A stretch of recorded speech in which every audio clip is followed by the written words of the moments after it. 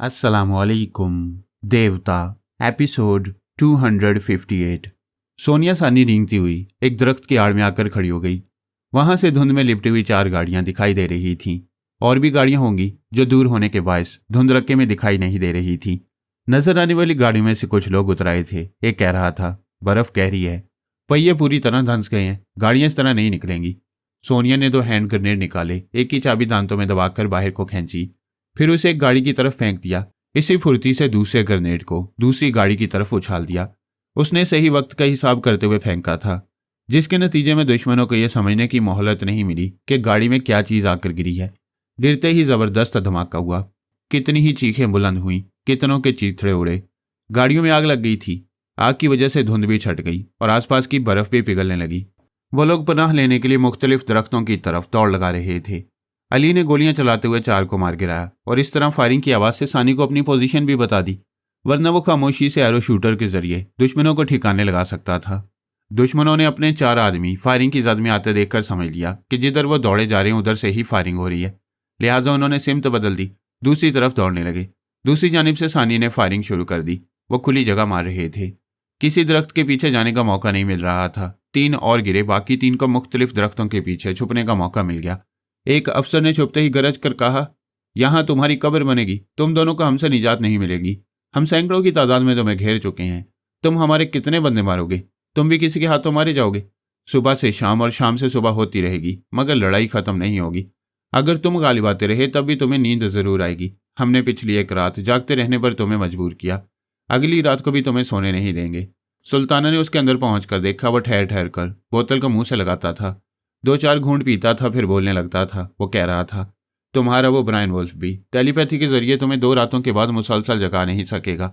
नींद तुम्हारा मुकद्दर बनेगी तो मौत भी मुकद्दर बन जाएगी। तुम दोनों मरोगे, हर हाल में मरोगे। तुम यहां तन्हा नहीं आए हो, अपनी मौत भी साथ रहे हो। उसने बोतल को बर्फ में धंसाया, फिर राइफल संभालता हुआ दरख्त की आड़ से फायरिंग करने लगा। उसके साथियों ने भी फायरिंग की, लेकिन दूसरी तरफ से खामोशी रही। सानी वहां से बहुत पहले ही जा चुकी थी। सुल्ताना ने उस गरजने वाले अफसर के दिमाग में बैठकर मालूम किया। 4 गाड़ियों में 20 जवान और 4 अफसर आए थे, जिनमें से 2 अफसर और 6 जवान जिंदा थे, बाकी फना हो गए। वैसे जवानों की अच्छी खासी तादाद निस्काउपी में मौजूद थी। दूसरा अफसर बर्फ की सतह पर रेंगता हुआ उसके पास आया, फिर बोला, सर, आपको इस वक्त तक नहीं पीना चाहिए जब तक वो दोनों गिरफ्तार न हो जाएं। वो एक घूंट पीकर बोला, मेजर, तुम 2 की बात कर रहे हो? यहाँ उनका पूरा खानदान होता तब भी गिरफ्तार हो जाता। सोनिया होती तो वो भी बचकर जा ना पाती। डोंट वरी, वो दोनों भागकर कहीं नहीं जा सकेंगे। सर, आप भूल रहे हैं, उनके साथ एक ख्याल ख्वानी करने वाला ब्रायन वुल्फ है। आपने गरज गरज कर अपनी आवाज़ सुनाई है। वो आपके दिमाग में आ सकता है या शायद आ चुका है। क्या आपको खतरे का एहसास नहीं? हाँ, मुझे गरजना नहीं चाहिए था, मगर अपने इतने सारे बंदों को मरता देखकर गुस्सा आ गया था। डोंट वरी, मैं योगा का माहिर हूँ, सांस रोक सकता हूँ। सर, हम सब योगा के माहिर हैं, मगर शराब महारत को कमज़ोर बना देती है। मैं नहीं मानता, तुम मेरे दिमाग में आकर देखो, मैं सांस रोक लूँगा। देखिए, आप बहकी बातें कर रहे हैं। क्या मैं टेलीपैथी जानता हूँ कि आपके दिमाग में आकर आपका इम्तिहान लूँ? सुल्ताना ने उसके दिमाग पर पूरी तरह कब्जा जमा लिया। उसने सुल्ताना की मर्जी के मुताबिक मेजर को निशाने पर रखते हुए कहा, मैं तुम्हारा इम्तिहान लेता हूँ, तुम्हें जख्मी करता हूँ, फिर तुम सांस रोक कर दिखाओ। मेजर ने अपने बचाव के लिए एक तरफ छलांग लगाई। उसके शराबी आला अफसर का पहला बार खाली गया। दूसरे फायर में गोली उसके बाजू की हड्डी तोड़ती हुई गुजर गई। वो चीख मार कर गिर पड़ा। सुल्ताना उसके दिमाग में पहुंच गई। वह तकलीफ से कराते हुए बोला, सर, ये आपने क्या किया? दुश्मन मेरे दिमाग में पहुंचकर बहुत से राज मालूम कर लेगा। आप मुझे जान से मार डालें, मैं खुद मर जाऊंगा। वो चारों शाने चित पड़ा हुआ था। उसने एक हाथ से रिवॉल्वर निकाला। वो खुद को गोली मारना चाहता था। सुल्ताना ने उसका रुख आला अफसर की जानिब किया। एक गोली चली, फिर वो अफसर उछल कर गिरा और आधा बर्फ में धंसकर हमेशा के लिए खामोश हो गया। सुल्ताना ने मेजर को रिवॉल्वर दूर फेंकने पर मजबूर किया। वो इनकार कर रहा था, अपनी जान देने पर तोला हुआ था, मगर दिमाग अपने बस में नहीं रहा था। रिवॉल्वर पहुंच से बहुत दूर चला गया। उसने कमर से लटके हुए चाकू को इस्तेमाल करना चाहा। सुल्ताना ने उस चाकू को भी दूर फेंक दिया। वो बड़ा जिद्दी था, एक हाथ के सहारे घिसट कर अपने किसी हथियार तक जाना चाहता था। सुल्ताना उसे किसी दूसरी तरफ पहुंचा देती। फिर वो बोली, शाबाश, तुम सही मायनों में मुहिब्बे वतन हो। अपने मुल्क का कोई राज मुझे बताने से पहले मर जाना चाहते हो। मैं तुम्हारी दिलेरी और हुब्बुल वतनी की दाद देती हूँ, लेकिन थोड़ी देर के लिए सोचो, दूसरे लोग भी अपने अपने वतन से मोहब्बत करते हैं और तुम लोग ट्रांसफार्मर मशीन के जरिए शैतान पैदा करके दूसरे मुहिब्बान वतन के दिमागों में भेजते हो। उनके मुल्कों के अहम राज मालूम करते हो, उनकी कमजोरियां मालूम करके उन मुल्कों को ब्लैकमेल करते हो, उन्हें सियासत की उंगलियों पर अपनी मर्जी के मुताबिक नचाते हो। तुम्हारे हुक्काम किसी भी मुल्क को गुलाम बनाने की शर्त पर उसकी मदद करते हैं या फिर उसे तबाही के धाने पर पहुंचा देते हैं। वो बाजू की तकलीफ से झुंझला कर बोला, बकवास मत करो, तुम भी मेरे दिमाग में आकर वही कर रही हो जिसका इल्ज़ाम हमारे टेलीपैथी जानने वालों को दे रही हो। फरहाद की फैमिली में जितने ख्याल ख्वानी करने वाले हैं, उन्होंने आज तक ना किसी मुल्क को गुलाम बनाया है, ना कहीं अपनी हुकूमत कायम की है, और ना ही किसी अमन पसंद कौम को नुकसान पहुंचाया है। उसने तकलीफ से कराते हुए पूछा, तुम कौन हो? फरहाद के बेटे को यहाँ बचाने के लिए उसकी माँ रसवंती ही आ सकती है। तुम्हारे पास कोई दूसरी औरत टेलीपैथी नहीं जानती? क्या तुम रसवंती हो? सुल्ताना ने जवाब नहीं दिया। वो खामोशी से उसके चोर ख्यालात पढ़ रही थी। मेजर चीख चीख कर कह रहा था, जवाब दो, तुम मेरे अंदर मौजूद हो, मैं तुम्हें अपने अहम ख्यालात पढ़ने नहीं दूंगा, मैं मर जाऊंगा, जवाब दो, तुम क्या कर रही हो? उसे जवाब नहीं मिल रहा था। वह फिर बर्फ पर घसीट घसीट कर अपने हथियारों की तरफ जाना चाहता था, मगर जाते जाते फिर दूर हो जाता। ऐसे वक्त तिल मिलाकर कहता, देखो देखो, मैं दूर हो गया हूं, तुम मुझे हथियारों तक पहुंचने नहीं दे रही हो, तुम मौजूद हो, कमीनी हो, जलील औरत, मैं अपने अंदर की कोई बात तुझे नहीं बताऊंगा, चली जा, मेरे दिमाग से निकल जा। 6 जवान दौड़े हुए उसके पास आए। एक ने कहा, सर आप जख्मी हैं। दूसरा फर्स्ट एड बॉक्स करीब लाकर खोलने लगा। मेजर ने उसे पकड़कर अपनी तरफ खींचा, फिर उसके हॉलिस्टर से रिवॉल्वर निकालने लगा। उसने पूछा, आप क्या कर रहे हैं? मुझे फौरन रिवॉल्वर लेने दो, मैं इस जलील को गोली मार दूंगा। वो अपना रिवॉल्वर देते हुए बोला, आप किसको गोली मारना चाहते हैं? वो रिवॉल्वर लेते ही कहा मारने लगा, कहने लगा, मैं हर उस शख्स को मार डालूंगा जो बेगुनाह अली और सोनिया सानी को हलाक करना चाहता है। ये कहते उसने ठाई ठाई की आवाज़ के साथ फायरिंग शुरू कर दी। एक जवान गिरा, दूसरा गिरा, बाकी भागने लगे। वो अपने अफसर पर जवाबी हमला नहीं कर सकते थे, सिर्फ अपना बचाव कर सकते थे। बचाव करने के दौरान तीसरा और चौथा भी फायरिंग की जद में आकर गिर पड़ा। सिर्फ 2 ने बड़ी मुश्किल से जान बचाई। उधर मेजर गुस्से से गरज रहा था और कह रहा था, मैं मानता हूँ, यह तस्लीम करता हूँ कि टेलीपैथी बुरी बला है। इस हथियार से सिर्फ दुश्मन ही नहीं, अपने भी मरते हैं। आज मैंने अपनों को मार डाला। टेलीपैथी बुरी बला है। इसके ज़रिए से रहकर हम भी अपने अहम राज दूसरों को बताने पर मजबूर हो जाते हैं। ये कहकर उसने अपनी कनपट्टी पर नाल रखी और गोली चला दी। अपना गुस्सा तमाम कर लिया। इस बार सुल्ताना ने उसे नहीं रोका, क्योंकि इतनी देर में उसने उसके अंदर से तमाम अहम मालूमात निचोड़ ली थी। अहम मालूमात ये थी कि लिब्राडोर के हुक्काम एतराज़ कर रहे थे कि अमेरिका के जंगी जहाज़ों को निस्काउपी में नहीं उतरना चाहिए, पैराशूट के जरिए वहां अपनी फौज नहीं भेजना चाहिए। फौज के अफसरान से दरख्वास्त की गई थी कि वो 2-4 घंटों में वापस चले जाएं। भला सुपर ताकतें दरख्वास्त को कहाँ मानती हैं? वो सिर्फ वहां से भागती हैं जहां से मुंह तोड़ जवाब मिलता है। लिब्राडोर के हुक्काम ने क्यूबा के हुक्काम से दरख्वास्त की थी कि वो अमरीकी फौज को भगाने के लिए उनकी मदद को आए। क्यूबा के हुक्काम रूस के ज़िर से रहते हैं। अमरीकी फौज के अफसरान समझ गए थे कि वापस ना गए तो दूसरे बड़े मुल्क की बड़ी फौज से टकराना होगा। उन्होंने लिब्राडोर के हुक्काम से 6 घंटे की मोहलत मांगी थी। उनका ख्याल था कि 6 घंटों में अली और सानी को पकड़ कर ले जाएंगे या यहीं मार डालेंगे। 4 घंटे बाद उनकी खुशफहमी खत्म हो गई। उनके बेशुमार जवानों और 6 अफसर मारे गए थे। हैरानी की बात यह थी कि मरने वालों ने या जिंदा रहने वालों ने अभी तक अली और सोनिया की सूरत नहीं देखी थी। जब यह पता न चले कि मौत कहाँ से आ रही है तो वो मौत मुकद्दर बन जाती है, ऐसी बला बन जाती है जिससे बचने के लिए जगह छोड़कर जाना पड़ता है। 5वें घंटे में सलमान ने सुल्ताना के पास आकर कहा, मुबारक हो, हमारी फौज वापस आ रही है। वो बोली, मैं अली और सानिया को तमाम हालात बता चुकी हूँ। वो कहते हैं कि ये फौज वापस जाएगी तो मास्क मैन की फौज आएगी, हमारी जिद्दोजहद की मियाद बढ़ती जाएगी। वो दुरुस्त कह रहे हैं, जिस तरह भी मुमकिन हो उन्हें वहाँ से फ़ौरन निकालना चाहिए। मगर कैसे? मैं सोनिया से बात करता हूँ, तुम अली और सानिया से मशवरे करो, कोई बात बन जाएगी। सलमान वास्ती सोनिया के पास आया। उस वक्त से मैं उससे बातें कर रहा था। सोनिया ने कहा, सलमान, मेरे दिमाग में ब्रायन वुल्फ मौजूद है। मैं तुम दोनों को एक दूसरे के मुतल्लिक तफसील से बता चुकी हूँ।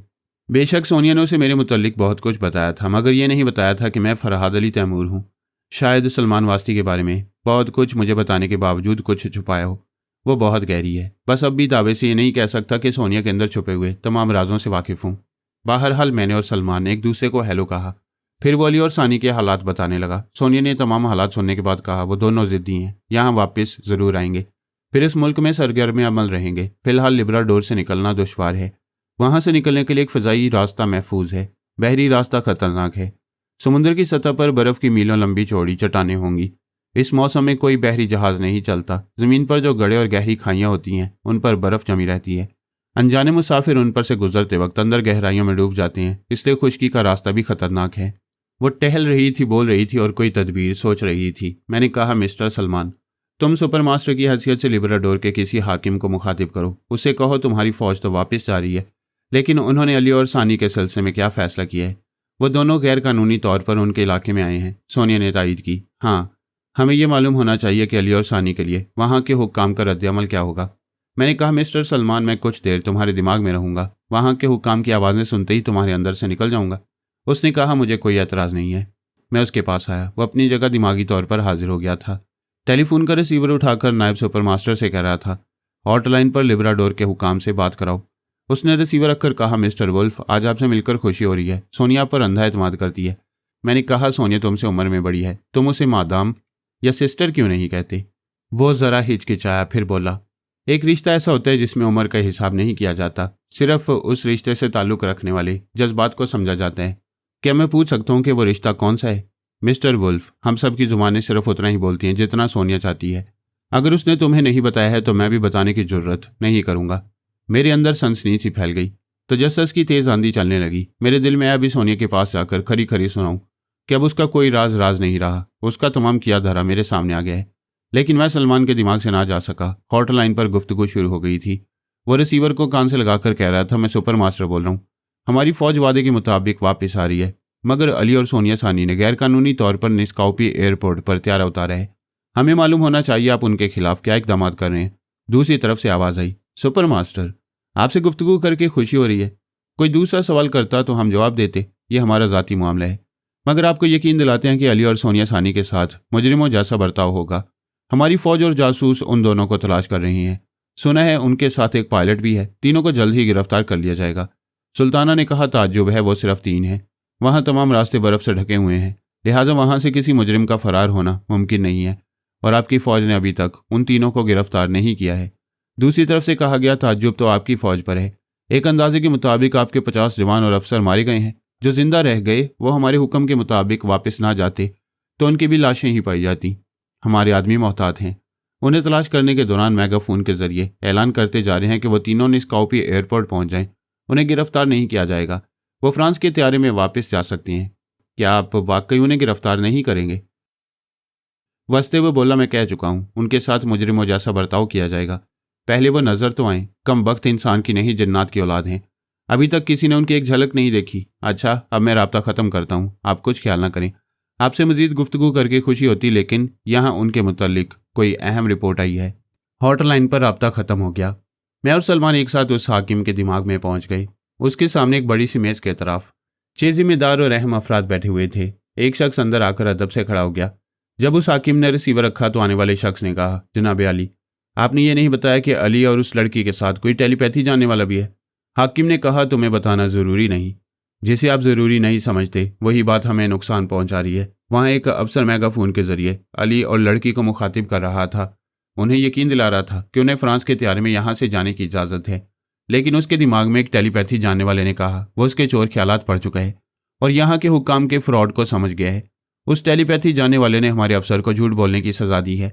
अफसर ने कभी हंसते हुए और कभी रोते हुए खुद को गोली मार ली। ये रिपोर्ट सुनकर सब पर सख्ता तारी हो गया। वहाँ बैठे हुए फौज के कमांडर ने कहा, हमने टेलीपैथी का जिक्र सुना था, आज तक ये बला हमारे मुल्क में नहीं आई थी। किसी वक्त भी हम आला ओहदेदारों को खतरा पेश आ सकता है।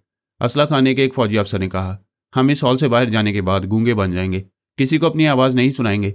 रिपोर्ट पेश करने वाले शख्स ने कहा, हजरात, आप लोगों ने यह सोचने में देर की है। वो टेलीपैथी जानने वाला मेरे दिमाग में है। आप लोगों की आवाज़ सुन चुका है।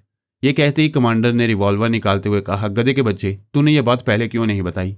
सुल्ताना ने उसकी ज़ुबान से कहा, यह गधे का बच्चा मेरी मर्जी के मुताबिक बोल रहा था। ये जो तुमने रिवॉल्वर निकाला उसे वापस ना रखा तो तुम्हारे मेगाफोन की तरह तुम भी अपने ही रिवॉल्वर से खुदकुशी करोगे। उसने घबराकर जल्दी से रिवॉल्वर को जेब में रख लिया। मेज़ पर रखे हुए इंटरकॉम से इशारा मौसूल हुआ। हाकिम ने नागवारी से बटन दबाकर कहा, अभी कोई डिस्टर्ब ना करे, मैं किसी से बात नहीं करूँगा। उन पर टेलीपैथी की मुसीबत नाजिल हो गई थी। वैसे चुप हो गए थे जैसे अब भी ख्यालख्वानी करने वाले से महफूज रहने की तवक्को हो। वह फ़ोन पर भी किसी से बोलना नहीं चाहते थे। लेकिन इंटरकॉम से सेक्रेटरी की आवाज़ आई, जनाब अली, क्यूबेक के मिस्टर सलासी हॉटलाइन पर मौजूद हैं। हाकिम ने मजबूर होकर इंटरकॉम को ऑफ किया। फिर टेलीफोन का रिसीवर उठाकर कहा, हेलो मिस्टर सलासी, आपने राब्ता कायम करने में बड़ी देर की। सलासी की आवाज़ आई, मुझे अफसोस है, मैं मास्क मैन से मशवरा किए बगैर आपको फौजी इमदाद नहीं भेज सकता था। मैं एक बार फिर अफसोस के साथ कहता हूँ, मास्क मैन फरहाद के बेटे से छेड़छाड़ करना नहीं चाहता। कुछ अर्सा पहले सोनिया ने उसके मुल्क को ज़बरदस्त नुकसान पहुँचाया है। मास्क मैन सोनिया और असवंती को शिकायत करने का मौका नहीं देगा। इसलिए अमरीकी फ़ौज को धमकी दो कि मास्क मैन की फ़ौज आ रही है, वह ज़रूर तुम्हारे इलाके से चले जाएंगे। वो फ़ौजी जा चुके हैं, लेकिन नई मुसीबत आ गई है। हमने अली और सोनिया सानी को धोखे से गिरफ्तार करना चाहा, हमारा झूठ और फरेब उन पर खुल गया है। कि आपने धोखा देने से पहले ये नहीं सोचा कि उनके साथ कोई टेलीपैथी जानने वाला ज़रूर होगा? देखो, इससे पहले कि उनका वो ख्याल ख्वानी करने वाला आपके हमारे दिमागों में जगह बनाए, उन दोनों को इज्जत और एहतराम के साथ रुखसत कर दें। मिस्टर सलासी, वो पहले ही मेरे दिमाग में जगह बना चुका है और तुम्हारी आवाज़ सुन रहा है। मैं पहले ही सलासी के दिमाग में पहुंच गया था। लिब्राडोर के हाकिम की बात सुनकर उसके हाथ से रिसीवर छूट गया। वह खौफजदा होकर सोच रहा था, क्या टेलीपैथी जानने वाले ने मेरी आवाज़ सुनी है? क्या वो मेरे दिमाग में भी आएगा? आ चुका है, मैंने कहा। मैं तुम्हारे दिमाग में बोल रहा हूँ। वो दोनों हाथों से सर को थामकर यकीन करना चाहता था कि वो वाकई किसी का मामूल बन गया है। मैंने कहा, तुम्हें यकीन आ जाएगा। अभी मैं वार्निंग देकर जा रहा हूँ, ये बात अपने साय को भी ना बताना कि मैं तुम्हारे दिमाग में आ चुका हूँ। मेरी बात ना मानने वाला अपने पूरे खानदान के साथ तबाह हो जाता है। अब तुम लिब्राडोर के हाकिम से कहो कि तुम 15 मिनट बाद उससे गुफ्तगू करोगे। उसने फौरन ही रिसीवर उठाकर कहा, सॉरी, मैं ज़रा गैर हाजिर हो गया था, एक ज़रूरी काम आन पड़ा है। मैं 15 मिनट बाद आपसे रब्ता कायम करूँगा। अपनी बेहतरी अजीज़ हो तो अली और सोनिया सानी का एतमाद हासिल करें। मैं वापस हाकिम के पास आया। वहाँ सलमान और सुल्ताना उन तमाम जिम्मेदार ओहदेदारों को धमकियाँ दे रहे थे कि अली और सानी ने किसी को हाथ भी लगाया तो पूरा लिब्राडोर खंडर बन जाएगा। वहाँ के हुक्काम और अफसरान में से कोई जिंदा नहीं बचेगा। वो अपने कान पकड़ रहे थे, यकीन दिला रहे थे कि दोनों को पायलट के साथ इज्जत से रुखसत किया जाएगा। सुल्ताना ने उन्हें बताया कि फ्रांस के त्यारे में किस तरह बॉम्ब छुपा कर रखा गया है। वहाँ से बॉम्ब हटाया जाए और त्यारे को अच्छी तरह चेक किया जाए। मैंने हाकिम की जुबान से कहा, मैं टेलीपैथी जानने वाला ब्रायन वुल्फ बोल रहा हूँ। 15 मिनट बाद मिस्टर सलासी फ़ोन पर गुफ्तगू करेंगे। उसके बाद अली और सानी की यहाँ से रवानगी का फैसला किया जाएगा। मिस्टर सलमान और सुल्ताना फ़ौरन सोनिया के पास आ जाएं। हम तीनों एक साथ सोनिया के पास पहुंचे। मैंने सलासी से होने वाली गुफ्तगू का खुलासा बयान करने के बाद कहा, हालात हमारे काबू में हैं। हमारे बच्चे फिर अमेरिका वापस आना चाहते हैं। ये बेहतरीन मौका है।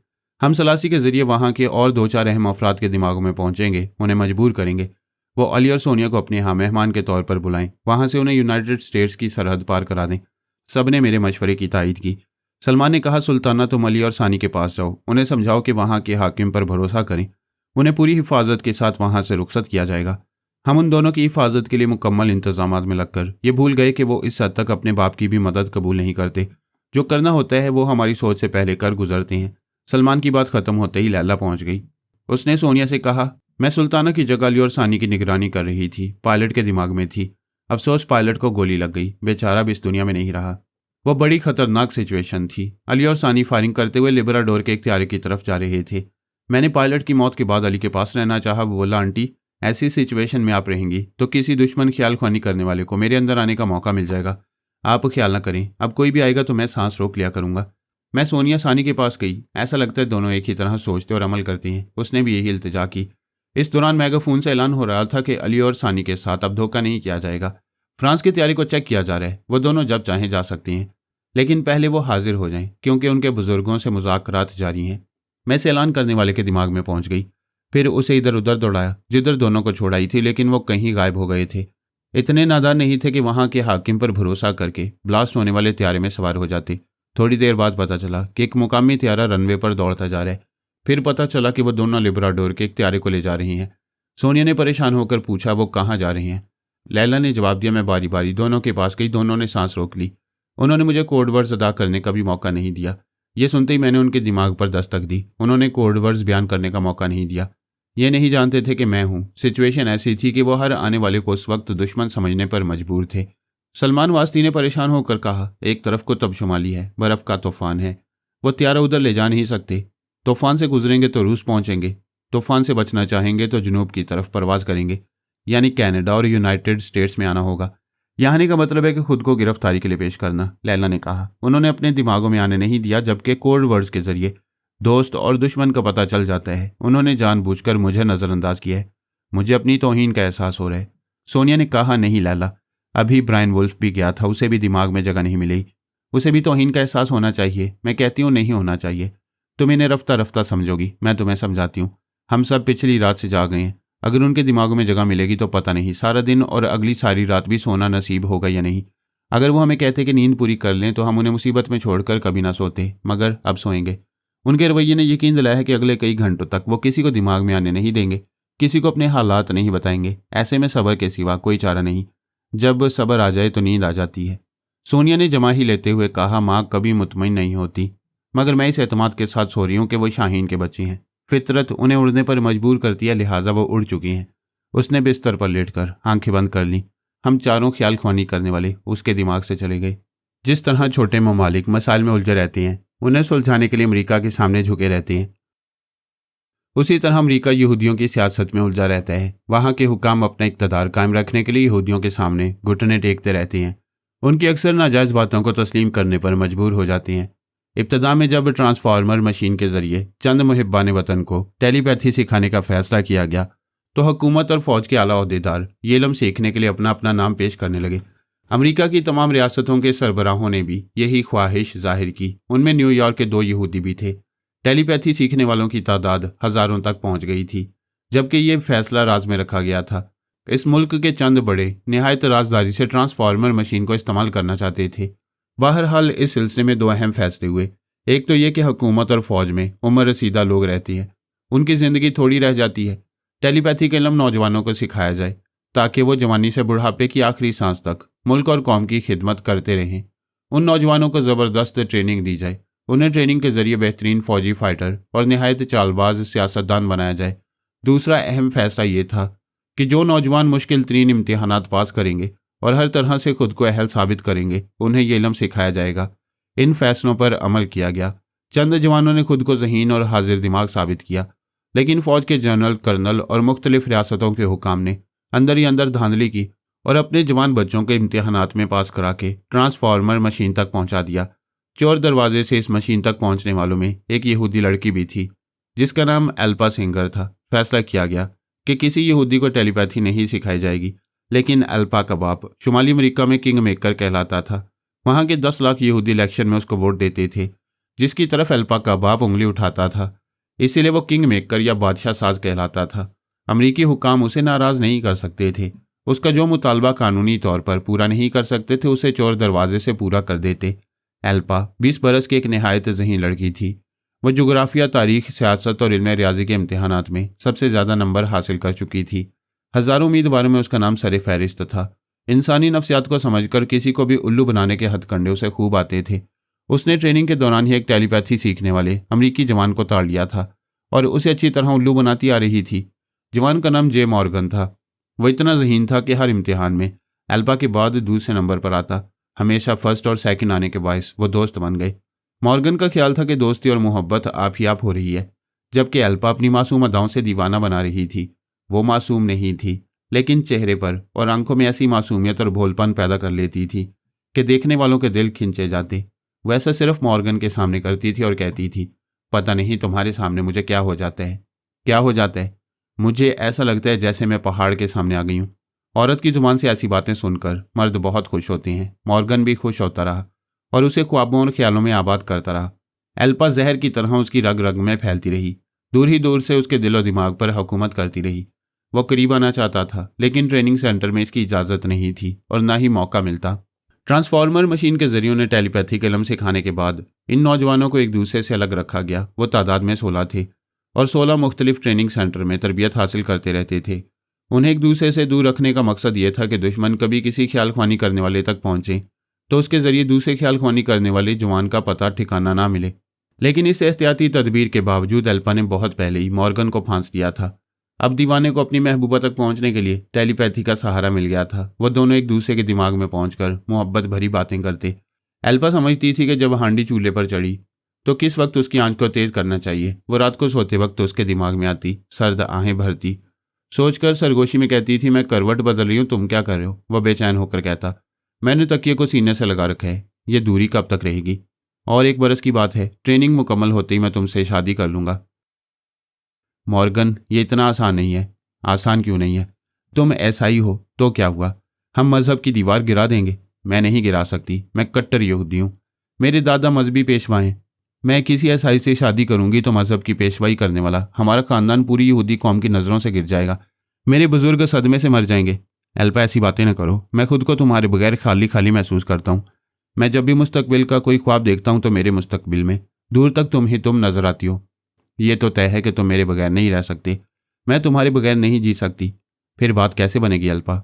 बात नहीं बनेगी तो मैं मोहब्बत में कुर्बानी दूंगी। कैसी कुर्बानी? मैं ज़िंदगी भर शादी नहीं करूंगी, किसी मर्द को अपनी तन्हाई में नहीं आने दूंगी। अगर तुम मेरी ज़िंदगी में ना आई तो फिर कोई लड़की मेरे करीब नहीं आएगी। मैं हर आने वाली को ठुकरा दूंगा। कहना आसान था, अमल करना मुश्किल। जब रातों को अपने दिमाग में अल्पा की गरम गरम आहें सुनाई देती तो दिल धड़क धड़क कर और दिमाग चीख चीख कर कहता, ज़रूरत है, एक हसीना की ज़रूरत है और वो हसीना अल्पा है। मैं उसके लिए दीन और दुनिया सब कुछ छोड़ सकता हूँ। एक दो रातों की बात होती तो वह मुस्तकिल मिजाजी और योगा की मशकों के जरिए नफ्स पर काबू पा लेता, लेकिन वो टाइम टेबल के मुताबिक एक बार सुबह और एक बार शाम योगा की मशकें करता था। सांस रोकने का अमल भी जारी था। इस तरह कुव्वत इरादे में इस्तेहकाम पैदा होता है और नफ्स पूरी तरह काबू में रहता है। अल्पा, मैं साफ साफ कह रहा हूँ, मेरे अंदर बगावत पैदा हो रही है। इस ट्रेनिंग सेंटर के खिलाफ नफरत हो रही है। यहाँ मेरी सलाहियतों को चमकाने के लिए मुझे कैदी बनाकर रखा गया है। मॉर्गन, ऐसी बातें ना करो। वहाँ तुम्हारी भलाई के लिए कैद किया गया है। मुझे ऐसी भलाई नहीं चाहिए। मुझ में अब किसी बात की कमी नहीं है। मैं टेलीपैथी जानता हूँ। हाजिर दिमागी में तुम अव्वल रही हो तो मैं दोम रहा हूँ। मैं 6 मिनटों तक सांस रोक लेता हूँ, तन्हा 2-4 फाइटर्स को मार गिराता हूँ। मैं मानती हूँ तुम में कोई कमी नहीं। तुम मेरे मतलूबा आइडियल हो। वो खुश होकर बोला, फिर एक बार कहो। तुम मेरे मतलूबा आइडियल हो, मगर ट्रेनिंग मुकम्मल करने के लिए तुम्हें वहाँ 1 बरस तक रहना पड़ेगा। यही तो मुसीबत है। 1 बरस में मैं पागल हो जाऊँगा। मैं यहाँ से भाग जाऊँगा। ये लावा मेरे अंदर पक रहा है। मुझे यहाँ से भाग जाना चाहिए। हाय मॉर्गन, मेरे दिल में भी ऐसे ख्यालात आते रहते हैं। ओह, हम एक ही वक्त में एक ही जैसी बातें सोचते हैं। कुदरत ने हमें एक तरह सोचने और एक साथ ज़िंदगी गुजारने के लिए पैदा किया है। हम यहाँ से दूर, बहुत दूर जाकर एक साथ ज़िंदगी गुजारेंगे। वह दिल ही दिल में खुश हुई, बज़ाहिर हैरान होकर बोली, तुम यहाँ से दूर जाओगे, मगर कहाँ जाओगे? जहाँ जाओगे यहाँ की मिलिट्री इंटेलिजेंस वाले तुम्हें पकड़ कर ले जाएंगे। अल्पा, हम ये मुल्क छोड़ देंगे। क्या मेरे लिए अपने मुल्क से गद्दारी करोगे? हरगिज़ नहीं। हम किसी दूसरे मुल्क में रहकर अपने मुल्क के लिए काम करते रहेंगे। ओह, तुम कितने अच्छे हो। मुल्क के भी काम आओगे और मुझसे मोहब्बत भी करते रहोगे, लेकिन तुम ट्रेनिंग सेंटर से कैसे निकलोगे? मुझे अपनी नहीं, तुम्हारी फिक्र है। तुम अपने सेंटर से कैसे निकलोगी? हम मंसूबा बनाएंगे। मेरे ज़हन में एक तदबीर है। उसने तदबीर बताई कि वो रेडियो सुनेंगे और टीवी प्रोग्राम देखेंगे। फिर टीवी के किसी फनकार के दिमाग में पहुंचकर उसे अपना आलाकार बनाएंगे। उसने मॉर्गन को मशवरा दिया कि वह मशहूर टीवी फनकार जैकी ग्रांट के दिमाग पर कब्जा जमाए और उसे अपना मामूल बनाकर उसके जरिए अपना एक पासपोर्ट और ज़रूरी कागजात तैयार कराए।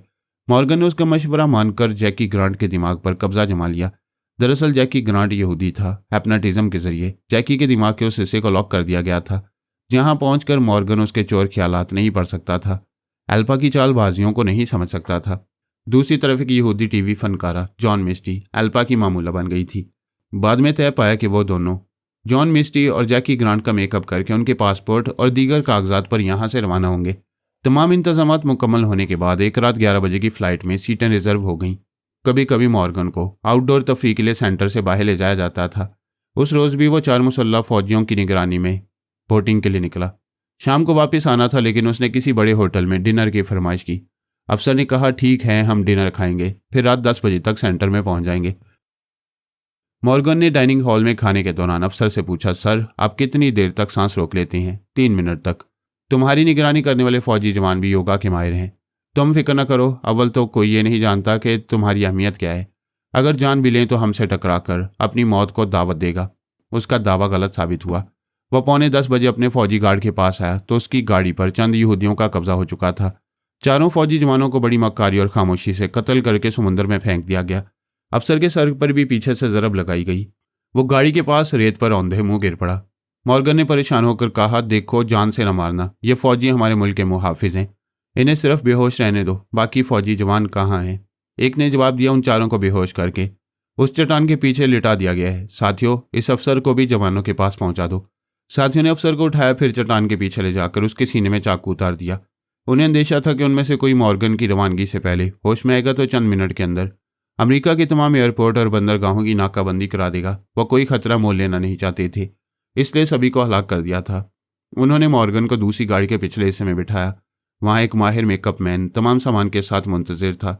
वो गाड़ी आगे बढ़ी तो उसने मॉर्गन का मेकअप शुरू कर दिया। वो मेकअप के दौरान अल्फा से रब्ता कायम करके बोला, मेरी जान, तुम खैरियत से हो? वो बोली, बिल्कुल खैरियत से हूँ। तुम मेरे जरिए देख रहे हो कि मैं एयरपोर्ट पहुँच गई हूँ। मैं भी पहुँचने वाला हूँ। जिंदगी में पहली बार ड्रामाई अंदाज में अपने मुल्क से बाहर जा रहा हूँ। मेरे अंदर अजीब बेचैनी सी है। बेचैनी घबराहट पैदा करेगी। क्या तुम खौफजदा हो? हरगिज़ नहीं, मुझे तो तुमसे मिलने की बेचैनी है। तुम्हें हासिल करने के लिए खौफ क्या चीज़ है? मैं मौत से भी टकरा सकता हूँ। वो मॉर्गन को एक लंबे रास्ते से एयरपोर्ट ले गई ताकि मेकअप मुकम्मल हो जाए।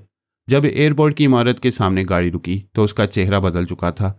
उसने आईने में खुद को जैकी ग्रांट के रूप में देखा। एल्पा ने दिमाग में आकर कहा, फौरन बोर्डिंग कार्ड हासिल करो, फ्लाइट की रवानगी का वक्त हो चुका है। मैं तैयारे में हूँ। उसके पास ज्यादा सामान नहीं था, सिर्फ एक अटैची थी, इसलिए उसे जहाज में सवार होने में देर नहीं लगी। एल्पा वहां टीवी अदाकारा जॉन मिस्टी के रूप में थी। वो उसके पास आकर बैठ गया। दोनों ने एक दूसरे का हाथ थामकर खुशी का इजहार किया। मॉर्गन जुबान से कुछ कहना चाहता था। वो दिमाग में आकर बोली, गुफ्तगू के वक्त मोहतात रहना, ये ना भूलना कि तुम अभी जैकी ग्रांट हो और तुम्हारे साथ एल्पा नहीं है। हमारी गैर मोहतात गुफ्तगू किसी दुश्मन के कानों तक पहुंच सकती है। वह जरा मायूस होकर बोला, मैं बड़े जज्बों से सोचता रहा था कि खूब बोलूंगा और बोलता ही चला जाऊंगा।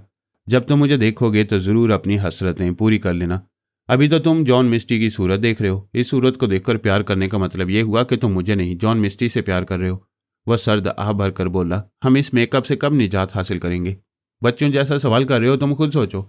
समझ गया, पासपोर्ट के मुताबिक हम तिलबैब पहुंचेंगे। वहां एयरपोर्ट में चेकिंग से गुजरने के बाद किसी होटल में कमरा लेंगे, फिर वहां ये मेकअप उतार देंगे। जो कुछ वह सोच रहा था वो उसके मुकद्दर में नहीं था। वह तिलबैब पहुंचे तो इमिग्रेशन वालों ने रोक लिया। ये एतराज किया कि वह न्यूयॉर्क से हिफाजती टीके लगवा कर नहीं आए हैं, लिहाजा वो टीके यहाँ लगाए जाएंगे। वो कानूनन दुरुस्त कह रहे थे। एल्पा ने पहले अपने बाजू पर टीका लगवाया, फिर मॉर्गन को दूसरा टीका लगाया गया। ये एक चाल थी। टीका लगते ही वो बेहोश हो गया। उसे एक मेज पर लिटा दिया गया। फिर एक अफसर ने इंटरकॉम का बटन दबाकर कहा, सर काम हो चुका है, आप हजरात आ सकते हैं। इस इत्तला के चंद सेकंड बाद ही फौजी बैंड सुनाई दी। इमिग्रेशन ऑफिस का पिछला दरवाजा खुल गया। इसराइली फौज के जवान परेड करते हुए अंदर आए, फिर अदब से एल्पा के सामने खड़े हो गए। उसे फौजी अंदाज में सलूट किया। फिर उस दरवाजे से फौज का जनरल, कमांडर इन चीफ और चंद खास आला अफसरान आए। सबने एल्पा के सामने फौजी अंदाज में एड़ियां बजाईं। फिर कमांडर इन चीफ ने कहा, हम फौजी सिर्फ अपने इसराइली परचम को सलाम करते हैं। आज से हमारा सलाम लेडी एल्पा के लिए भी है। सबने एक साथ सलूट किया। वो सलाम क्यों ना करते। लेडी एल्पा अपने अलावा एक और टेलीपैथी जानने वाले को पकड़ लाई थी। उसने अचानक ही 2 खतरनाक हथियारों में इजाफा किया था। अब इसराइली हुक्काम सुपर पावर्स कहलाने वाले बड़े बड़े ममालिक की सफ में आ गए थे और खम ठोंक कर किसी भी सुपर पावर से टकरा सकते थे और बड़े ममालिक से अपने मुतालबात मनवा सकते थे। एक 20 बरस की लड़की ने उनकी काया पलट दी थी। उसके गैर मामूली कारनामे को देखकर उसकी कम सिनी के बावजूद उसे लेडी कहा जा रहा था, लेडी एल्पा। उसने बड़ी संजीदगी से आला अफसरान को देखा, फिर कहा, मैं रस्मी बातों में वक्त ज़ाया करना नहीं चाहती। आप लोगों से गुजारिश है कि मेरी तारीफ में एक लफ्ज़ भी जुबान पर ना लाया जाए। आइंदा सिर्फ मेरे मुल्क के परचम को सलाम किया जाए। मैं आपकी बेटी हूँ, मुझे सलाम करके आप शर्मिंदा न करें। मॉर्गन को फ़ौरन यहाँ से ले चलें और प्लीज़ मेरी रहनुमाई करें।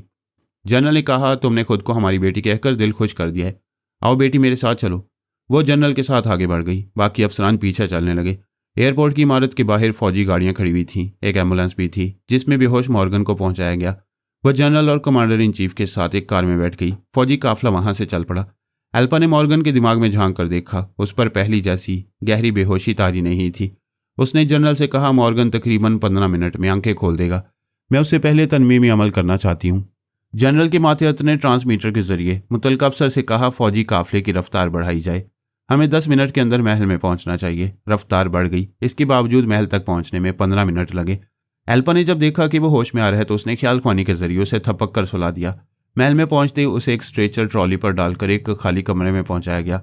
एल्पा उस कमरे में आई। फौजी जवान बाहर चले गए। वो आंखें बंद किए सो रहा था। यह हकारत से बोली, बेवकूफ़ कहीं का, मेरा बदन सिर्फ एक आइडियल के लिए है और वो आइडियल तुम नहीं हो। फिर वो ख्याल ख्वानी के जरिए उसके ख्वाबीदा दिमाग में पहुंच गई। उस पर तनवीमी अमल करने लगी।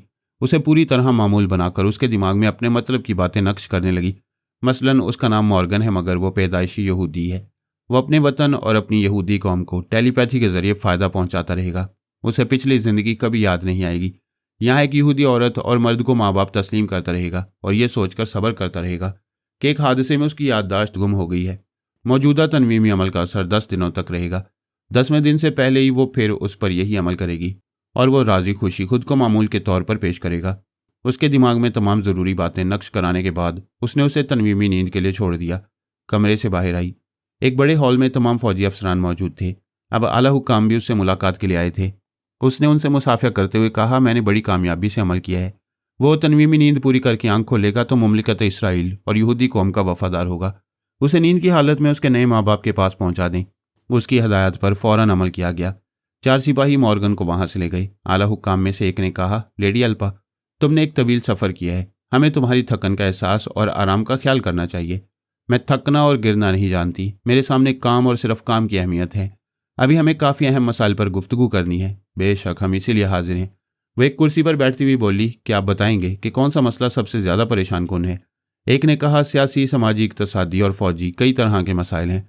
हम तमाम मसाइल को कभी आसानी से और कभी दुश्वारी से हल कर लेते हैं। सिर्फ एक मसला ऐसा है जो हमेशा दिमाग पर बोझ बना रहता है।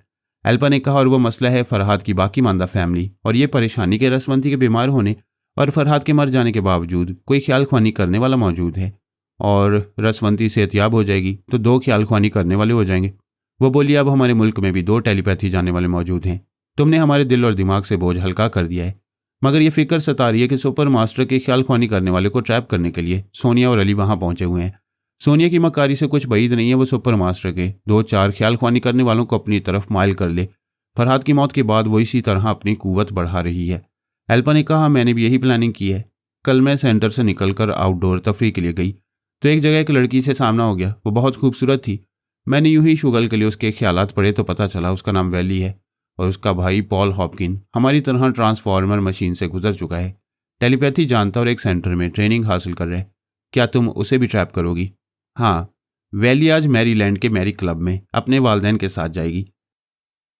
मैंने अपनी तंजीम के सरबराह से रब्ता करके समझा दिया है कि वैली को अगवा करके खुफिया अड्डे में रखा जाएगा। हम देखेंगे कि उसका भाई अपनी इज्जत और ज़िंदगी बचाने के लिए हमसे दोस्ती करेगा या नहीं। अगर वो दोस्ती पर आमादा ना हुआ तो फिर एक फ़ायदा होगा। मैं सौदेबाजी के दौरान पॉल हॉपकिन की आवाज़ सुन लूँगी, उसका लहजा याद रखूँगी। वो भी आउटडोर तफरी के लिए सेंटर से बाहर जाता होगा। हमारे आदमी उसे ज़ख्मी करेंगे या मौका मिला तो उसे हिसाबी कमज़ोरी का इंजेक्शन लगाएंगे। मेरे लिए उसके दिमाग में पहुँचने का रास्ता बनाएंगे। मैंने अहद किया है। सुपर मास्टर के तमाम टेलीपैथी जानने वाले एक एक करके इसराइली हुकूमत के वफादार बनेंगे, वरना मेरे हाथों हराम मौत मर जाएंगे। तमाम हुक्काम और आला अफसरान खुशी का इजहार करने लगे। वो बोली, हमारा ये मनसूबा राज में रहेगा। फिलहाल किसी को ये मालूम नहीं होना चाहिए कि हमारे मुल्क में 2 टेलीपैथी जानने वाले हैं। मैं सुपर मास्टर की टेलीपैथी जानने वालों को अगवा करूंगी या कत्ल करूंगी तो इसका इल्ज़ाम सोनिया या अली पर आएगा, क्योंकि दोनों इसी मकासद के लिए अमेरिका में छुपे हुए हैं। अगर मैं ज़रूरतन ख्याल ख्वानी के जरिए सुपर मास्टर या सोनिया वगैरह से गुफ्तगू करूंगी तो सुपर मास्टर समझेगा रसवंती बोल रही है और सोनिया समझेगी कि मास्क मैन उनके खिलाफ जो को इस्तेमाल कर रहे हैं। एक हाकिम ने कहा, यह चाल अच्छी है, लेकिन हम अपने 2 टेलीपैथी जानने वालों को जाहिर करके बड़े मुल्कों को चौंका देना चाहते हैं। हम उन्हें अपनी हमायत पर मजबूर करके अपने बेशतर मुतालबात पूरे कराने पर मजबूर कर सकते हैं। एल्पा ने कहा, आप लोग तजुर्बाकार सियासतदान हैं, जो बेहतर समझते हैं वो करें। मेरी नाचीज़ अक्ल में ये बात आती है कि पहले तमाम टेलीपैथी जानने वालों को खामोशी से ट्रैप किया जाए और कोई इल्ज़ाम अपने सर ना लिया जाए, लेकिन तनहा मेरी अक्ल कोई अहमियत नहीं रखती। आप मेरे मुल्क और कौम के काबरीन में से हैं। आपका जो फैसला होगा मैं उस पर अमल करती रहूँगी। जनरल ने कहा, हमें यह खुशी ज़रूर है कि तुम हमारी कौम की टेलीपैथी जानने वाली लड़की हो, मगर इससे ज़्यादा खुशी इस बात की है कि तुम कट्टर यहूदी हो, मुमलिकत इसराइल की वफादार हो और हम बुजुर्गों के सामने सर झुकाने वाली सादतमंद बेटी हो। वो बोली, हमारी कौम की एक टेलीपैथी जानने वाली शीबा ने अपनी हमाकतों से हमारे मुल्क को बहुत नुकसान पहुंचाया। मैं ऐसी कोई हमाकत नहीं करूंगी। आप सब बुजुर्ग हैं, मुझे शीबा से होने वाली 2 गलतियों से बचाएंगे। पहली गलती तो यह है कि वह फरहाद के इश्क में गिरफ्तार हो गई थी। दूसरी गलती यह कि यहाँ अपने बुजुर्गों का एहतराम करना भूल गई थी। शाबाश बेटी, तुम दूसरों की गलतियों से बहुत कुछ सीख सकती हो। वह बोली, मैं जवान हूँ, मेरे दिल में भी 100 तरह के जज्बात हैं। जिस तरह फरहाद ने शीबा को उल्लू बनाया, उसी तरह उसका रंगीन मिजाज बेटा पारस भी मुझे जाल में फंसा सकता है। आज मैं कह रही हूँ कि मुझे मुसलमानों से सख्त नफरत है। कल हो सकता है मेरी कोई जज्बाती कमजोरी मुझे पारस या अली तैमूर के कदमों में ले जाए, लिहाजा इस होने वाली गलती से मुझे आज ही बचना चाहिए। सब उसे सवालिया नजरों से देख रहे थे। हर एक के दिमाग में सवाल था कि वो ऐसी गलती से किस तरह बचेगी। वो बोली, मेरे जहन में एक तदबीर है। हमारे मुल्क और कौम की बेहतरीन सलाहियतों वाले जवानों में से 2 नौजवानों का इंतखाब किया जाए। उनमें से एक को पारस और दूसरे को अली तैमूर बनाया जाए। उन्हें ट्रेनिंग के जरिए हर एतबार से उनकी मुकम्मल डमी बनाया जाए। उनकी एक्शन और मोहब्बत करने का अंदाज भी बिल्कुल वही हो। वो दोनों मुझे अपनी तरफ माइल करने की कोशिश करेंगे। उनमें से जो भी मुझे मुतासिर करेगा, मैं उसके साथ अपनी मोहब्बत और जज्बों की तकमील करती रहूंगी। इस तरह कोई मुसलमान मेरी ज़िंदगी में नहीं आएगा। जो भी पारस और अली तैमूर आएगा वो यहूदी होगा।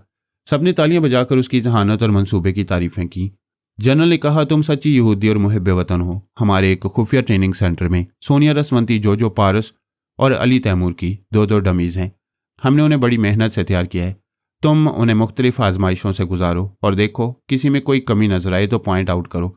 हम वो कमी भी दूर कर देंगे। मैं कल सुबह सोनिया, रसवंती, जो पारस और अली तैमूर की डमी से मुलाकात करूंगी और उन्हें आजमाऊंगी। आज की रात हम सब के लिए अहम है। आज मैं ज़रूर पॉल हॉपकिन तक पहुंचूंगी। मुझे अमेरिका में अपनी यहूदी तंजीम से मुसलसल रब्त रखने के लिए तन्हाई की ज़रूरत होगी। आज मैं लंच आप लोगों के साथ करूंगी। लंच के बाद आप लोग मुझे तन्हा छोड़ देंगे। ये मीटिंग बर्खास्त हो गई। लंच के वक्त तक के लिए सब वहां से चले गए। महल में उसकी खिदमत के लिए दर्जनों कनीज़ें और हबशी गुलाम थे।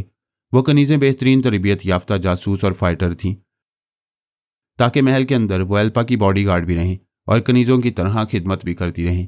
महल के बाहर फौजी जवानों का सख्त पहरा था। टेलीफोन, ट्रांसमीटर और खुफिया टीवी चैनल के जरिए आला हुक्काम और फौजी अफसरान से रब्ता कायम करने के मुकम्मल इंतजामात थे। हालांकि वो ख्याल ख्वानी के जरिए रब्ता कर सकती थी, लेकिन ऐसे इंतजामात एहतियातन किए गए थे। महल के हिस्से में स्विमिंग पूल और गर्म पानी से गुसल करने के लिए एक खूबसूरत सा हौज था। 1 दर्जन कनीज़ों से गुसल कराने के लिए मौजूद थीं। एक कनीज़ पानी का टेम्परेचर देख रही थी। 4 कनीज़ें हौज के पानी में उतरकर उसके बदन को साफ कर रही थीं। हौज के किनारे एक कनीज़ ऑर्केस्ट्रा की धुन पर गीत गा रही थी और 6 कनीज़ें रक्स कर रही थीं। गीत के बोल मोहब्बत का इजहार कर रहे थे। वो गुसल करने के दौरान सोच रही थी, मोहब्बत से ज़्यादा खतरनाक हथियार कोई नहीं। फरहाद और उसकी फैमिली ने दुश्मनों की सफ़ों में घुसने और उन्हें तबाह करने के लिए हमेशा इसी हथियार को इस्तेमाल किया है। उन्होंने शीबा को भी मोहब्बत से उल्लू बनाया और अब सुपर मास्टर की टेलीपैथी जानने वालों को भी मोहब्बत से ट्रैप करेंगे। मैंने अच्छी तदबीर सोची है। मुझे जो भी यहूदी पारस या यहूदी अली तैमूर पसंद आएगा, मैं फ़ौरन उसे अपने दिल और मोहब्बत का मालिक बना लूँगी। जब मोहब्बत की कमी पूरी होती रहेगी और जज्बों की प्यास बुझती रहेगी तो दुश्मनों की मोहब्बत का हथियार मुझ पर असर नहीं करेगा। वो अपनी दानाई पर मुस्कुराने लगी। बेहतरीन मंसूबे बनाकर उस पर अमल करते हुए सभी को खुशी होती है। वो भी खुश हो रही थी। उसने दिन के 1 बजे इसराइल की अहम शख्सियात और यहूदी अकाबरीन के साथ लंच किया। जनरल से कहा कि वो रात 8 बजे से 12 बजे तक वहाँ के सबसे बेहतरीन नाइट क्लब में वक्त गुजारेगी। फिर यहाँ आधी रात होगी तो अमेरिका में शाम का वक्त होगा। वहाँ के वक्त के मुताबिक वैली रात के 8 बजे मैरी क्लब आएगी। उस वक्त एल्पा मसरूफ़ हो जाएगी। वो लंच के बाद अपनी ख्वाबगाह में आकर तनहा बैठ गई। अमेरिका में यहूदी तंजीम के सरबराह से गुफ्तगू करती रही। वैली को अगवा करने के इंतजामात के मुतालिक तफसीलात सुनकर मुतमईन हो गई। फिर पहली बार जिन इसराइली हुकाम और फौजी अफसरान से मुलाकात की थी, उनके दिमाग में चुपचाप जाकर उनके चोर ख्यालात पड़ती रही। ये एक तयशुदा बात है कि आदमी आधा इंसान और आधा शैतान होता है। अच्छे इंसानों में कुछ बुराइयां भी होती हैं और बुरे इंसान में एक आधा अच्छाई भी पाई जाती है। एल्पा ने अपने मुल्क के हुकाम और फौज के अफसरान में दोनों चीज़ें पाईं, लेकिन उनमें एक अच्छाई मुश्तरक थी। वो सब के सब मुहब्बे वतन थे। मुमलिकत इसराइल के लिए जान व माल सब कुर्बान कर सकते थे। ये मुल्क दुनिया के नक्शे में 1.5-2 इंच के बराबर है, लेकिन ये पूरी इस्लामी दुनिया के लिए एटम बॉम्ब की तरह खतरनाक बना हुआ है। इसकी वजह यह है कि तमाम यहूदी अपने मुल्क, अपनी कौम की बरतरी के लिए एक ही अंदाज में सोचते और अमल करते हैं, जबकि मुसलमान सोचता है तो फ़िरक़ों में तकसीम होकर। मुसलमान अमल करता है तो जुग्राफियाई हदूद में महदूद होकर। मुसलमानों की 1.5 ईंट की मस्जिदें जगह जगह हैं, जबकि यहूदियों को यरूशलेम एक है। वह एक शानदार गाड़ी में बैठकर वहाँ के सबसे महंगे क्लब में आई। फौजी बॉडीगार्ड्स उसके साथ सादा लिबास में थे। उस क्लब में ऐसे अमीरों कबीर लोग आते थे जो वेटर या किसी मुलाजिम को बख्शिश के तौर पर कम से कम $100 देते, और जिनकी औरतें हज़ारों डॉलर से तैयार किए हुए लिबास और लाखों डॉलर के हीरे मोती पहनकर आती थीं।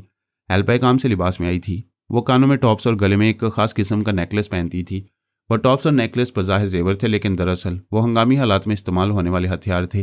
एल्पा की मर्जी के मुताबिक उसकी असलियत को राज रखा गया, इसलिए फौजी बॉडीगार्ड्स सादा लिबास में आए थे और क्लब के बाहर रुक गए थे।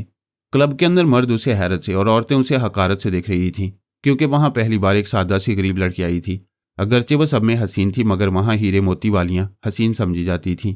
मगरूर अमीरजादियों के देखने का अंदाज बता रहा था कि उन पर आशिक होने वाले रईसजादे एल्पा की तरफ देखना भी गवारा नहीं करेंगे। एल्पा ने 2-4 औरतों के ख्यालात पढ़े, फिर एक हसीना से बातें करने वाले आशिक के दिमाग में पहुंचकर उसे अपनी तरफ बुला लिया। वह पास आकर बोला, तुम कौन हो? तुम्हारी सादगी में बला का हुस्न है।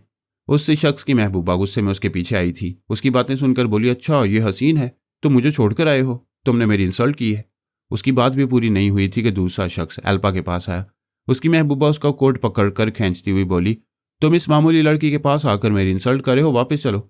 एक और अमीरजादी ने कहा, आखिर इसमें क्या कशिश है, मेरा मंगेतर भी इसकी तरफ खिंचा जा रहा है। देखते ही देखते 5 मर्द उसके करीब चले आए और ये सोचकर परेशान हो रहे थे कि वो दौलतमंद लड़कियों को छोड़कर इधर क्यों आए। इधर कशिश तो है, मगर दौलत उधर है।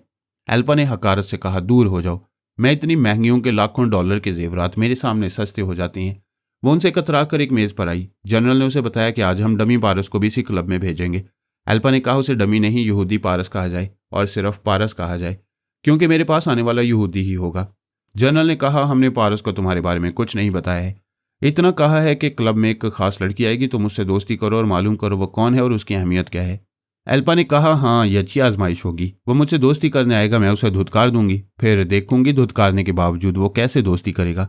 और ये तो बड़ा सख्त इम्तिहान होगा कि वो मेरे मुतल्लिक कुछ मालूम करे। उसके फरिश्ते भी मेरी असलियत मालूम नहीं कर सकेंगे। वैसे असल पारस होता तो क्या मुझे बेनकाब कर देता? हाँ, उसकी पुश्त पर टेलीपैथी जाने वाली माँ और एक ब्रायन वुल्फ है। वो कोई चक्कर चलाकर पारस को तुम्हारी असलियत बता सकते हैं। बाय द वे, असली तो यहाँ कदम भी नहीं रख सकेगा। हमारा ये यहूदी पारस तुम्हारे मुतल्लिक 25% मालूमात हासिल कर ले तो इसे कामयाब करार दिया जा सकता है। एल्पा क्लब के डाइनिंग हॉल में बैठी सोच रही थी और जनरल की इतला के मुताबिक वहां आने वाले हर जवान को चोर नजरों से देख रही थी। उसने पारस की सिर्फ तस्वीरें देखी थी, आज उसकी डमी को रूबरू देखना चाहती थी। वो नजर नहीं आ रहा था। उसने वेटर को ठंडा जूस लाने का ऑर्डर दिया। आसपास खाने पीने वालों की मेज़ों पर शराब के जाम रखे हुए थे। वैसे किसी चीज़ को मुंह नहीं लगाती थी जिससे योगा की महारत में फ़र्क पड़े। थोड़ी देर में वेटर ने जूस से भरा हुआ गिलास लाकर उसके सामने रखा। ठीक उसी वक्त एक बदसूरत नौजवान उसके पास आया, फिर कुर्सी पर बैठकर बोला, मैं ऐसा बदसूरत नहीं हूं जैसा कि नजर आता हूं। वो नागवारी से बोली, तुम्हें इजाज़त हासिल के बगैर मेरी मेज़ पर बैठने की जरूरत कैसे हुई? उसकी नाक फूली हुई थी। उसने नाक पकड़कर खींचा तो वो अलग हो गई। वो नाक नकली थी, अब असली नजर आ रही थी। उसने मुंशी और सर की बिग उतार कर मेज़ पर रखी, फिर आंखों पर से चश्मा हटाया। अब उसके सामने खूबरू पारस बैठा हुआ था। वो चंद लम्हों तक सब कुछ भूलकर उसे देखती रही, फिर चौंक गई। अनजान बनकर बोली, कौन हो तुम? वो बोला, जब से तुम्हें देखा है खुद को भूल गया हूं, तुमसे दोस्ती करने आया हूं। वो नागवारी से बोली, किसी लड़की से दोस्ती करने का यह अंदाज निहायत भोंडा और फरसूदा है। इससे पहले कि मैं क्लब के मुंतजिम को बुलाऊं, फौरन मेरी नज़रों से दूर हो जाओ। तुम मुझे मायूस कर रही हो, प्लीज़ मुझसे दोस्ती कर लो। वो गुस्से से बोली, गेट लॉस्ट। डाइनिंग हॉल के लोग उधर देखने लगे। वो उठकर खड़ा हो गया। एल्पा ने उसे मजीद नज़रअंदाज करने के लिए जूस का गिलास उठाया। फिर इससे पहले कि वो उसे होंठों से लगाती, पारस ने उसका हाथ पकड़ लिया, फिर कहा, रुक जाओ। उसने गिलास छीन लिया। वो झुंझला कर बोली, तुम मेरे पीछे क्यों पड़ गए हो? जब तुमने मुझे गेट लॉस्ट कह दिया है तो मैं तुम्हारी दोस्ती पर लानत भेजता हूँ, मगर मैं तुम्हें हराम मौत मरते नहीं देख सकता। देखो इस मैंगो जूस में हल्का सब्ज रंग कैसा है? एल्पा ने चौंक कर देखा, फिर परेशान होकर पूछा, तुम कहना क्या चाहते हो? पारस ने जवाब नहीं दिया। उस वेटर को देखा जिसने अभी जूस ला कर रखा था। उसने लपक कर वेटर का गिरेबान पकड़ लिया, उसे खींचता हुआ एल्पा के पास लाया, फिर कहा, मुंह खोलो और ये जूस पियो। वेटर खौफजदा था। उसने मुंह को सख्ती से बंद कर लिया। डाइनिंग हॉल के तमाम लोग उठकर खड़े हो गए थे। यह ऐसी ड्रामाई सिचुएशन थी कि एल्पा ख्याल ख्वानी भूल गई। वह फौरन वेटर के दिमाग में पहुंचकर हकीकत मालूम कर सकती थी। पारस ने बालों को मुट्ठी में जकड़कर एक झटका दिया तो चीखते हुए वेटर का मुंह खुल गया। वो गिलास को उसके मुंह से लगाकर जूस हलक में उंडेलने लगा। जूस थोड़ा हलक से उतर रहा था, थोड़ा मुंह से बाहर गिरता जा रहा था। सब लोग दम साधे ये मंजर देख रहे थे। जूस थोड़ा ही हलक में गया। जब पारस ने गिरफ्त ढीली की, उसे छोड़ा तो वो लड़खड़ा गया। घबरा कर कहने लगा, मुझे बचाओ, मुझे बचा लो। वो कहते कहते फर्श पर गिर पड़ा, तड़पने और एड़ियां रगड़ने लगा। फिर देखते देखते ठंडा पड़ गया। एल्पा दीदे फैलाई, कभी उसकी लाश को और कभी पारस को देख रही थी। पारस ने उसके हाथ में खाली गिलास पकड़ाते हुए कहा, ये लो, इसमें अभी एक घोंट बाकी है, मरने का शौक है तो पी लो। मैं तो दोस्ती पर लानत भेज चुका हूं। वो जाने लगा। उसने आवाज दी, पारस रुक जाओ। वो रुक गया, फिर पलट कर बोला, मैंने अपना नाम नहीं बताया। फिर तुमने मुझे पारस कैसे कहा? क्या तुम मुझे पहले से जानती हो? एल्पा को अपनी गलती का एहसास हुआ। अभी वो गफलत में बेमौत मरने वाली थी। पारस की हाजिर दिमागी ने उसे बचा लिया था। ऐसे में वो बेख्तियार उसे पारस कहकर मुखातिब कर चुकी थी। वो बाहर जा रहा था, ये उसके पीछे चलती हुई क्लब के बरामदे में आई, फिर उसका हाथ पकड़कर रोकते हुए बोली, तुम ऐसे नहीं जाओगे। तुमने मेरी जान बचाकर मुझ पर बड़ा एहसान किया है। आई लाइक यू, मैं तुमसे दोस्ती करूंगी। ठीक है, मैं ये जानने के लिए दोस्ती करूंगा कि तुम मेरा नाम कैसे जानती हो। तुम फरहाद अली तैमूर के बेटे पारस के हमशक्ल हो, इसलिए मैंने बेख्तियार तुम्हें पारस कह दिया। वो बोला, कमाल है, मैं फरहाद का बेटा पारस हूँ और तुम मुझे उसका हमशक्ल कह रही हो। वो हंसने लगी। उसके साथ क्लब के गार्डन में चलते हुए बोली, तुम फरहाद के बेटे होते तो इतनी आज़ादी से घूमते फिरते नजर न आते। उस खानदान का कोई फर्द इस मुल्क में बगैर इजाज़त कदम नहीं रख सकता। तुम बहरूपिया हो। गार्डन में एक शख्स एक हसीना के साथ बातें करते हुए उनके करीब से गुजर रहा था। पारस ने चौंक कर देखा, फिर कहा, ओह मिस्टर डगलस, तुम यहाँ कैसे? ये सवाल करते हुए उसने मुसाफे के लिए हाथ बढ़ाया। अजनबी ने जबरन मुसाफे करते हुए कहा, आपको गलत फहमी हुई है, मेरा नाम डगलस नहीं है। क्यों मजाक करते हो? हम लंदन में एक हफ्ते तक ब्रिटिश लाइब्रेरी में मिलते रहे। हम दोनों आसार कदीमा से ताल्लुक़ रखने वाली किताबें ढूंढ ढूंढ कर पढ़ते रहते थे। वो कुछ कहना चाहता था। पारस ने जल्दी से कहा, देखो ये हरगिज़ ना कहना कि मुझसे लंदन में मिलने वाला डगलस मेरा हमशक्ल होगा। मेरी ये दोस्त मुझे भी एक पारस का हमशक्ल कह रही है। ये बात बड़ी मज़का खेज होगी कि मैं भी किसी का हमशक्ल और तुम भी किसी के हमशक्ल। एल्पा ने उसे कहा, पारस प्लीज़ चलो, ये मिस्टर डगलस नहीं है। वो बोला, तुम मेरी आंखों देखी हकीकत को गलत कह रही हो। क्या तुम इन्हें जानती हो? हाँ जानती हूँ। तुम चलो। कैसे जानती हो? अगर ये डगलस नहीं है तो गैर मुल्की जासूस है। मेरे दोस्त डगलस का हमशक्ल बनकर आए। अजनबी ने कहा, तुम हद से बढ़ रहे हो। मेरा नाम विक्टर होम है। मेरे पास अपनी सच्चाई के काफ़ी सबूत हैं। एल्पा पारस को धक्का देकर आगे बढ़ाती हुई बोली, वो सच कह रहे हैं, क्यों इसके पीछे पड़ गए हो? मुझे जिस पर शुबा हो जाता है मैं उसके खिलाफ सबूत हासिल करके रहता हूँ। वह फिर क्लब की तरफ जाने लगा। उसने कहा, अंदर ना जाओ, अभी मैं बाहर की ताज़ा हवा में रहना चाहती हूँ। सिर्फ 5 मिनट के लिए आओ। वल्पा के साथ क्लॉक रूम में आया। क्लब में आने वाले पहले क्लॉक रूम में आकर अपना ओवरकोट, हैट और मफलर वगैरह वहां के मुलाजिम को देते थे। काउंटर पर अपनी शनाख्त पेश करते, बैरूनी ममालिक से आने वाले अपना पासपोर्ट दिखाते और शहर में आने की तारीख दर्ज कराते। पारस ने काउंटर पर आकर अपना कार्ड दिखाते हुए कहा, क्या मिस्टर विक्टर होम की शनाख्त या कागजात हैं? उसने इंटेलिजेंस के शोबे का कार्ड दिखाया था। काउंटर मैन ने फौरन ही मालूमात फराहम की।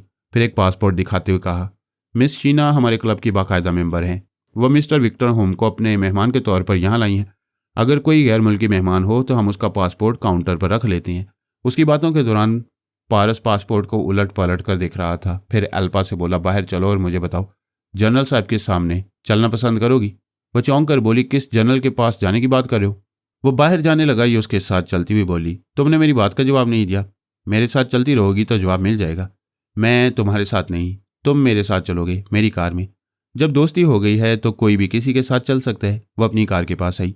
एक बॉडीगार्ड ने उसके लिए पिछली सीट का दरवाज़ा खोला। दूसरी तरफ से पारस के लिए पिछली सीट का दरवाज़ा दूसरे गार्ड ने खोला। वो दोनों बॉडीगार्ड अगली सीट पर आ गए। बाकी मुहाफिज दूसरी गाड़ी में बैठ गए। फिर वो काफिला वहां से रवाना हुआ। एल्पा ने ख्याल ख्वानी के जरिए जनरल से रब्ता कायम किया। फिर कहा, मैं पारस के साथ आपके पास आ रही हूँ। जनरल ने पूछा, कि आपने कामयाबी हासिल की? अभी तुम उसके साथ हो, इसका मतलब है वो तुमसे दोस्ती करने में कामयाब हो गया है। हाँ, पहले मैंने हकारत से उसे ठुकरा दिया था, लेकिन फिर खुद ही उससे दोस्ती कर ली। यानी उसने मजबूर कर दिया? नहीं, उसके अच्छे भी मुझे मजबूर नहीं कर सकते। हालात ने मजबूर कर दिया। उसने बड़ी हाजिर दिमागी से मेरी जान बचाई है, वरना गफलत में मैं जहर पी लेती। वह तुम्हारी जान बचाकर दोस्त बनने का हकदार हो गया है। क्या तुम उसे दोस्त तस्लीम करके इम्तिहान के इस मरहले में उसे कामयाब करार दोगी? हाँ, हमारे यहूदी पारस इस मरहले में कामयाब हो चुका है। हरकत सकनात में कैसा है? जैसा पारस के मुतालिक सुना था, उसके रिकॉर्ड में पढ़ा था और वीडियो में देखा था, बिल्कुल वैसा ही है। गुफ्तगू में कैसा है? बहुत गहरा है, अंदर की बात बाहर नहीं आने देता। अभी मुझसे पूछ रहा था, क्या जनरल साहब के पास चलोगी? मैं इस बात से खटक रही हूँ कि उसने मेरे मुतालिक कुछ जान लिया है। हाँ, कुछ जान सकता है, मगर तुम्हारी हकीकत और अहमियत नहीं जान सकता। एक मातहत ने जनरल के पास आकर कहा, सर, इंटेलिजेंस के डायरेक्टर जनरल आपसे बात करना चाहते हैं। पारस के मुतालिक एक रिपोर्ट है। एल्पा ने सोच के जरिए कहा, आप वो रिपोर्ट सुने, मैं भी आपके जरिए सुनूंगी। जनरल ने फोन उठाकर गुफ्तगू शुरू की। दूसरी तरफ से इंटेलिजेंस के आला अफसर ने कहा, सर, मिस्टर डमी पारस की हरकतों से क्लब में अफरा तफरी फैल गई है। वहाँ हमारे मुल्क के बड़े बड़े सरमायादार इज्जतदार लोग आती हैं। ऐसी जगह उसने एक भयानक मजाक किया है। कैसा भयानक मजाक? दूसरी तरफ से जवाब मिला, पहले तो मिस्टर डमी पारस बहरूपिया बनकर आए। आपके हुक्म के मुताबिक उन्हें इंटेलिजेंस डिपार्टमेंट का शनाख्ती कार्ड दिया गया, जिसकी वजह से उन्हें क्लब में दाखिल होने की इजाज़त दी गई। वो एक लड़की के पास जाकर बैठ गए। वहाँ जाहिर किया कि एक वेटर ने जो लड़की को जूस ला कर दिया था उसमें जहर मिला हुआ है। जनरल ने पूछा, क्या उसमें जहर नहीं था? नहीं जनाब, जहर नहीं था। मिस्टर डमी पारस ने चालाकी से जूस में एक दवा मिला दी थी, जिससे जूस का रंग हल्का सब्ज हो गया। उसे जहर साबित करने के लिए मिस्टर डमी पारस ने वेटर को जबरदस्ती पकड़कर वह जूस पिला दिया। उस बेचारे को अपनी सफाई में कुछ कहने का मौका नहीं दिया। एक तो वेटर के दिमाग में यह खौफ तारी किया कि उसे जबरदस्ती जहर पिलाया जा रहा है। दूसरे, जूस में मिली हुई दवा ने उसके एहसाब कमजोर कर दिए थे। वो चकराकर गिर पड़ा और बेहोश हो गया। एल्पा ने अपने साथ बैठे हुए पारस को घूर कर देखा। पारस ने मुस्कुराकर पूछा, इतने प्यार से क्यों देख रही हो? वह सख्ती से बोली, तुमने मुझसे दोस्ती क्यों की है? तुम्हारा हुस्न बेमिसाल है, शबाब लाजवाब है। तुम दुनिया की हसीन तरीन औरतों की भीड़ में खड़ी हो जाओ। मैं उन आलमी हसीनाओं को छोड़कर तुमसे ही दोस्ती करूंगा। तुम्हारे इनकार के बावजूद करूंगा, जैसा कि अभी किया है। तुम्हारे इन फिक्रों के पीछे मेरे हुस्न और जमाल की तारीफें, और मैं तारीफ करने वालों को सबसे बड़ा दुश्मन समझती हूँ। हसीन लड़की की तारीफ ना करना भी दुश्मनी है, बल्कि बदज़ौकी है। मैं खूब समझती हूँ तुमने किसी और मकसद से दोस्ती की है। हाँ, मकसद कुछ और था, लेकिन मकसद से हटकर बड़ी से बड़ी कसम खाकर कहता हूँ कि मैं जिंदगी में पहली बार किसी की तमन्ना कर रहा हूँ तो वो तुम हो। वो खामोश रही। ऐसे वक्त वो चाहती थी कि उसके दिमाग में पहुंचकर उसकी सच्चाई मालूम करे, लेकिन उसे बताया गया था कि डमी पारस योगा का माहिर है। अगर वो उसके दिमाग में जाना चाहती तो वो सांस रोक लेता, उस पर शुबा कर सकता था। इसलिए वो ऐसी गलती नहीं कर रही थी। वो पारस के साथ जनरल की रिहाइशगाह में पहुंची। एक मातहत अफसर ने पारस को ड्राइंग रूम में बैठने के लिए कहा। फिर एल्पा के पीछे चलते हुए कमरे में गया। उसे जनरल के पास पहुंचाकर वहां से वापस चला गया। जनरल ने अल्पा से कहा, तुमने इंटेलिजेंस के आला अफसर की रिपोर्ट सुन ली। हमारी यहूदी पारस ने क्लब में बदनज़मी पैदा की, तुमसे मक्कारी की, लेकिन तुम्हें दोस्त बना ही लिया। वो एक आजमाइश में कामयाब हो चुका है। वो मुस्कुराकर बोली, आप लोगों की ज़बरदस्त ट्रेनिंग ने उसे चालाक और चालबाज बना दिया है। अब आप मालूम करें उसने किस हद तक मेरे मुतल्लिक मालूमात हासिल की हैं। तुम्हारा क्या ख्याल है? मैं समझती हूँ वो दूसरी आजमाइश में बिल्कुल नाकाम रहा है। वो मेरे साथ क्लब के डाइनिंग हॉल से बाहर आया था। एक गार्डन से गुजरने के दौरान एक शख्स को मिस्टर डगलस समझ बैठा, फिर क्लॉक रूम में जाकर उसके मुतल्लिक मालूमात हासिल की। जब वो किसी दूसरे के पीछे पड़ गया था तो मेरे बारे में क्या खाक मालूमात हासिल कर सकता था। आओ ज़रा उससे मालूमात करते हैं। एल्बा उसके साथ ड्राइंग रूम में आई। पारस ने सोफे से उठकर जनरल को सलाम किया। जनरल ने कहा, बैठो और अपनी कारकर्दगी बयान करो। वो बैठते हुए बोला, सर आपने हुक्म दिया था कि आज क्लब में आने वाली एक खास लड़की के मुतल्लिक सही मालूमात हासिल करूं। उसने एल्बा की तरफ इशारा करके कहा, मुझे अफसोस के साथ कहना पड़ता है, आपने मुझे पारस का हमशक्ल बनाने और ज़बरदस्त ट्रेनिंग देने के बाद एक बेवकूफ़ लड़की की इंक्वायरी पर लगा दिया। जनरल ने गुस्से से कहा, mind your language you fool, तुम जानते हो ये कौन है? जी हाँ जानता हूँ। एल्पा ने मुस्कुराकर जनरल से कहा, आप मेरी खातिर नाराज़ ना हो। ये जवान गुस्सा दिलाने की बातें करके हमसे कुछ उगलवाना चाहता है। पारस ने कहा, मुझे जो कुछ उगलवाना था वो राज मैं तुम्हारे अंदर से निकाल चुका हूँ। एल्पा ने पूछा, वो राज क्या है? तुम टेलीपैथी जानती हो। वो ज़रा चौंकी, फिर बोली, ये झूठ है। मैंने तुम्हें थोड़ी देर पहले एक बेवकूफ़ लड़की कहा था और इसलिए कहा था कि तुमने अपनी हमाकतों से टेलीपैथी का राज जाहिर कर दिया।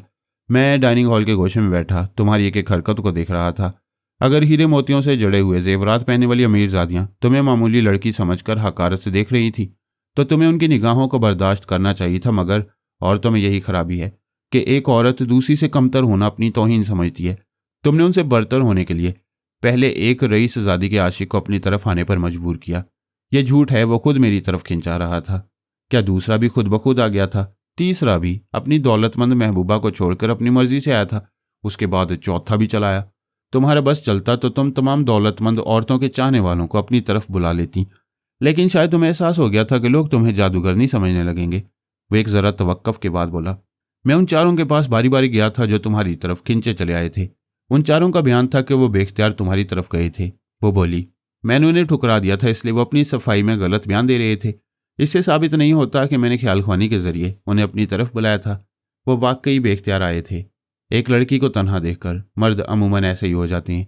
वो बोला, मैंने भी यही सोचा कि खुद ब खुद आने वाले चारों अफराद के बयान गलत हो सकते हैं। तुम्हारी टेलीपैथी की तस्दीक के लिए मैंने तुम्हें आजमाया। तुम्हारे साथ गार्डन में चलते हुए मैंने एक शख्स को मिस्टर डगलस कहा, जबकि वो डगलस नहीं था। वो मेरे लिए बिल्कुल अजनबी था। उसने बताया कि उसका नाम विक्टर होम है, लेकिन मैं उसके डगलस होने पर बज़िद था। मैं जानता था ऐसे वक्त तुम ख्याल ख्वानी के जरिए हकीकत मालूम करोगी। जब तुम्हें मालूम हुआ कि वो वाकई विक्टर होम है तो तुमने मुझसे कहा कि ये डगलस नहीं है। मैंने पूछा, क्या तुम इसे जानती हो? तुम मुझे वहां से जबरन ले जाते हुए बोली, वो सच कह रहे, क्यों उसके पीछे पड़ गए हो? क्या तुमने ऐसा नहीं कहा था? हाँ कहा था, मगर मैं ख्याल ख्वानी नहीं जानती। अलबत्ता विक्टर होम को जानती हूँ। उसे मैंने शीना नाम की लड़की के साथ कल एयरपोर्ट के वेटिंग रूम में देखा था। पारस ने मुस्कुराकर कहा, तुम आज सुबह इस शहर में आई हो, फिर कल कैसे देख लिया? एल्पा ने चौंक कर जनरल को देखा। उसने पारस से कहा, मैंने ये ज़रूर कहा था कि एक लड़की बैरून मुल्क से आज यहाँ आई है और तुम्हें उसके मुतल्लिक बहुत कुछ मालूम करना है, लेकिन मैंने गलत कहा था कि आज आई है। वो बोला, सर बेशक आपने गलत कह दिया होगा, लेकिन विक्टर होम का पासपोर्ट गलत नहीं कहेगा। वो लंदन से आज दोपहर को यहाँ पहुँच जाए। पासपोर्ट में आज उसकी आमद की तारीख लिखी हुई है। जब विक्टर होम आज आ रहा है तो उस लड़की ने कल उसे एयरपोर्ट पर कैसे देखा? एल्पा और जनरल ने लाजवाब होकर एक दूसरे को देखा। एल्पा मुस्कुराकर बोली, पारस मैं बहुत खुश हूँ। तुम्हारी जहानत के पेश नज़र ये तस्लीम करती हूँ कि क्लब में मेरी हमाकतों से तुम पर टेलीपैथी का इल्म जाहिर हो गया, लेकिन आइंदा ऐसी हमाकत नहीं होगी। जानते हो क्यों? इसलिए कि आइंदा तुम ट्रेनिंग सेंटर में नहीं मेरे महल में रहोगे और मेरी गलतियों की निशानदेही करते रहोगे। उसने आगे बढ़कर मुसाफे के लिए हाथ बढ़ाया। पारस ने उठकर उससे हाथ मिलाया। वो बोली, मेरा नाम एल्पा सिंगर है। तुम तन्हाई में एल्पा कह सकते हो, लेकिन दूसरों के सामने मादाम कहोगे। जनरल ने पारस के शाने को थपकते हुए कहा, कामयाबी मुबारक हो। आज से तुम लेडी अल्पा के साथ जिद्दोजहद से पुर एक खतरनाक जिंदगी गुजारने जा रहे हो। मुझे यकीन है तुम हर मरहले पर अपनी सलाहियतों के जरिए अल्पा के काम आते रहोगे। सर मैं ऐसा काम आऊँगा कि ये याद करती ही रह जाएंगी। वो बोली, मैं भी 2 घंटे बाद मसरूफ़ हो जाऊंगी। तुम सेंटर से अपना ज़रूरी सामान मेरे महल में ले आओ। वो जनरल को फौजी अंदाज में सल्यूट करके चला गया।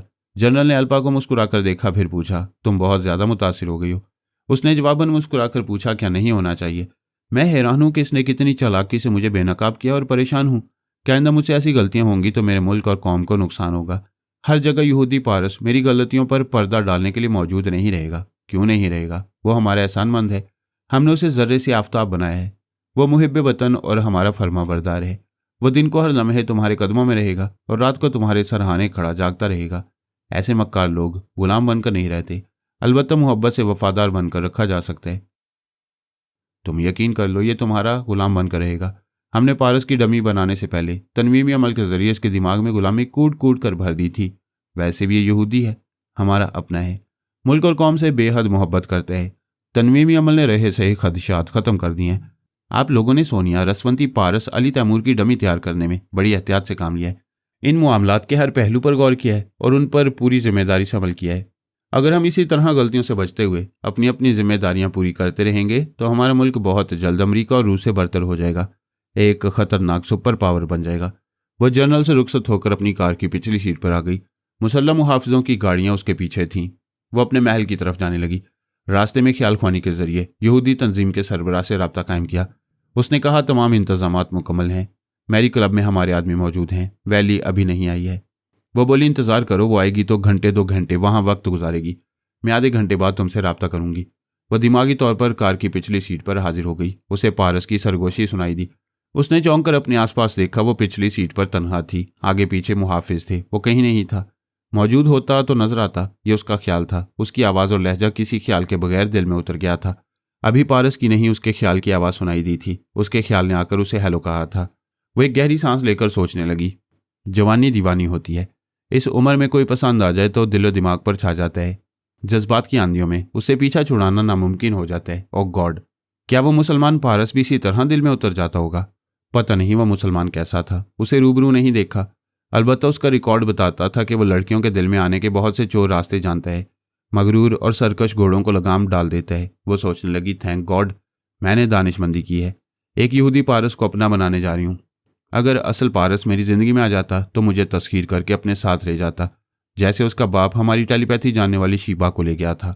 थैंक गॉड मैं भटकने से पहले ही यहूदी पारस को अपना रही हूँ, और मेरे ये पारस उस असल से किसी तरह कम नहीं है, बल्कि ज्यादा ही है। पहली ही मुलाकात में मेरे हवास पर छा गया है। उसकी निगाहों के सामने पारस मुस्कुराने लगा। वो भी मुस्कुराने लगी। उससे बातें करने के लिए बेचैन हो गई, क्योंकि फिलहाल बातें ही की जा सकती थीं, मुलाकात का मौका नहीं था। उसने ख्याल ख्वानी की परवाज की, लेकिन दिमाग में पहुंचते ही पारस ने सांस रोक ली। वो दूसरी बार उसके पास पहुंचते ही बोली, मैं अल्पा हूं, मैं किसी अल्पा को नहीं जानता। ये कहते उसने फिर सांस रोक ली। उसे अपनी तौहीन का एहसास हुआ। जिसे वो जिस्म जान का मालिक बनाना चाहती थी, वो उसे पहचानने से इनकार कर रहा था। वाज़े अल्फाज में कह रहा था कि किसी अल्पा को नहीं जानता। वो थोड़ी देर तक गुस्से में पेचोताब खाती रही, फिर खुद ही अकल आई कि उसने पारस से कोड वर्ड्स मुकर्रर नहीं किए थे। ऐसी सूरत में उसने सांस रोककर और उसे पहचानने से इनकार करके दानिशमंदी का सबूत दिया है। वो खुश होकर मुस्कुराने लगी। उसे ऐसे ही जवान मर्द की ज़रूरत थी, जो ज़हीन मर्द भी हो। वो अपने महल में पहुंच गई। अपनी ख्वाबगाह में पहुंचकर यहूदी तंजीम के सरबराह से राब्ता कायम किया। उसने कहा, वैली क्लब में पहुंच गई है। उसके वालिदैन बार में गए हैं और वो वीडियो गेम में मसरूफ़ है। हमारी तंजीम का एक नौजवान उसके करीब है। मैं उसकी आवाज़ सुना रहा हूँ। उसने कैसेट रिकॉर्डर के जरिए एक आवाज़ सुनाई। एल्पा आवाज़ सुनकर उस जवान के दिमाग में पहुंच गई। वो वैली के पास खड़ा हुआ था। वैली एक गेम को पूरी कामयाबी से खेलना चाहती थी, मगर वो और उसके फ्रेंड नाकाम हो रहे थे। तब एक नौजवान ने करीब आकर उस गेम को मुकम्मल किया। उसने अपना नाम जिमी मैथ्यू बताया। बड़ी सादगी के साथ वैली से दोस्ती की। एल्पा ने सोचा जिमी मैथ्यू के दिमाग में जाए, मगर वो इस मामले में मोहतात थी। अगर ख्याल ख्वानी करती तब भी पता न चलता कि जिमी मैथ्यू के रूप में अली तैमूर है।